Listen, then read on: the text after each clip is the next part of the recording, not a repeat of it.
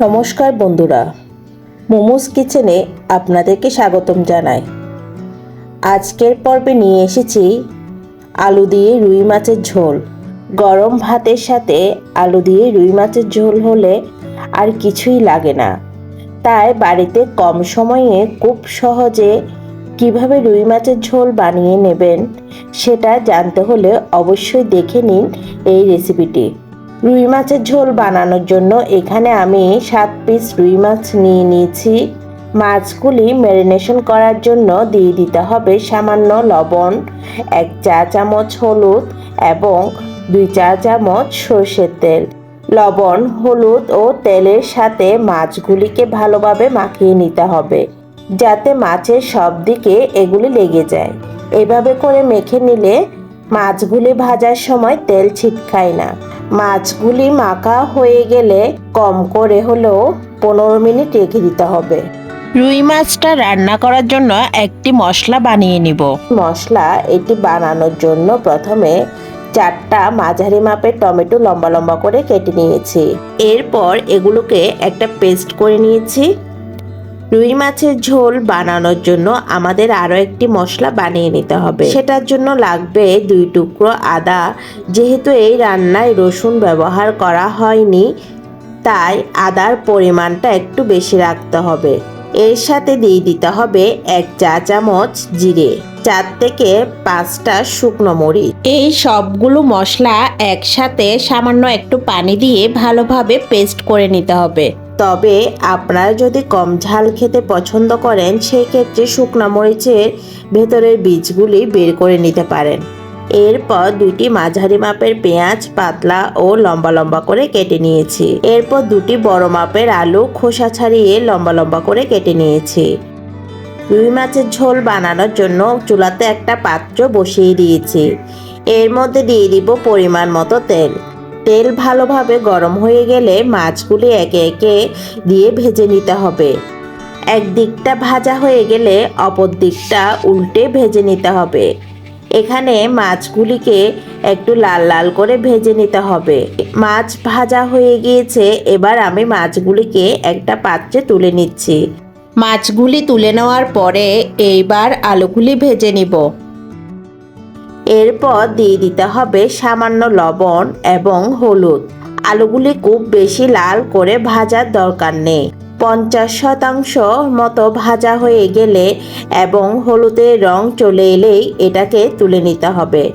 আলুগুলি ভাজা হয়ে গিয়েছে, এবার আমি একটা পাত্রে আলুগুলিকে তুলে নিচ্ছি। এবার এখানে আমি দিয়ে দিচ্ছি 1/2 চা চামচ 5 ফোড়ন আর 2টো তেজপাতা ছিঁড়ে দিয়ে দিচ্ছি। এখন তেজপাতা ও 5 ফোড়ন থেকে সুন্দর একটা গন্ধ বের হলে এর মধ্যে দিয়ে দিতে হবে আগে থেকে কেটে রাখা পেঁয়াজগুলি। পেঁয়াজগুলি ভাজার সময় পরিমাণ মতো লবণ দিয়ে দিচ্ছি। এতে পেঁয়াজগুলি তাড়াতাড়ি ভাজা হয়। পেঁয়াজগুলি 1 থেকে 1.5 মিনিট হাই ফ্লেমে ভেজে নিতে হবে। পেঁয়াজগুলি ভাজা হয়ে গেলে গ্যাসের আঁচটা কমিয়ে নিতে হবে। এরপর পেঁয়াজের মধ্যে দিয়ে দিতে হবে আগে থেকে বানিয়ে রাখা জিরে এবং শুকনা মরিচের পেস্ট। গ্যাসের আঁচটা মাঝারি রেখে এই মশলাগুলোকে ততক্ষণ পর্যন্ত রান্না করে নিতে হবে যতক্ষণ না কাঁচা গন্ধটা চলে যায়। এরপর দিয়ে দিতে হবে 1 চা চামচ হলুদ গুঁড়ো এবং 1 চা চামচ ধনে গুঁড়ো। এই মশলাগুলোকে ভালোভাবে কষিয়ে নিতে হবে। কিছুক্ষণ পর দেখবেন মশলার রংটা অনেক সুন্দর চলে আসবে এবং তেলটাও ছেড়ে দেবে। এই সময় দিয়ে দিতে হবে আগে থেকে বানিয়ে রাখা টমেটোর পেস্ট। এবার গ্যাসের আঁচটাকে মাঝারি করে ততক্ষণ পর্যন্ত মশলাটা কষিয়ে নিতে হবে যতক্ষণ না টমেটোর কাঁচা গন্ধটা একদম চলে যাচ্ছে। এটা করে নিতে মোটামুটি 10 থেকে 12 মিনিট সময় লাগবে। টমেটোর কাঁচা গন্ধটা চলে গেলে এই মশলাটার মধ্যে দিয়ে দিতে হবে 1 চা চামচ চিনি এবং ভালো করে মশলার সাথে মিশিয়ে নিতে হবে। এরপর মশলার মধ্যে দিয়ে দিতে হবে আগে থেকে ভেজে রাখা আলুগুলি। মশলার সাথে আলুগুলি ভালো করে রান্না করে নিতে হবে। আলুগুলি যেহেতু আগে মাত্র 50% সিদ্ধ ছিল, তাই এগুলিকে ভালো করে সিদ্ধ করে নেওয়ার জন্য এর মধ্যে দিয়ে দিতে হবে পরিমাণ মতো পানি। এরপর ভালো করে আলুর সাথে পানি এবং মশলা মিশিয়ে এগুলোকে সিদ্ধ করে নিতে হবে। আলুগুলি ভালোভাবে সিদ্ধ হয়ে গেলে এবং তেলটা ভেসে উঠলে দিয়ে দিতে হবে আগে থেকে ভেজে রাখা মাছগুলো। একবার হালকা হাতে মিশিয়ে গ্যাসের আঁচটাকে মাঝারি করে আরও 2 থেকে 3 মিনিট ঝোলটাকে ফুটিয়ে নিতে হবে। ভালো করে ফুটানো হয়ে গেলে উপর থেকে ছড়িয়ে দেব ধনেপাতা কুচি এবং কাঁচামরিচ। তো বন্ধুরা, আমার কিন্তু আলু দিয়ে রুই মাছের ঝোল একদম তৈরি হয়ে গিয়েছে। গরম ভাতে এই রকম রুই মাছের ঝোল হলে আশা করি আর কিছুই লাগবে না।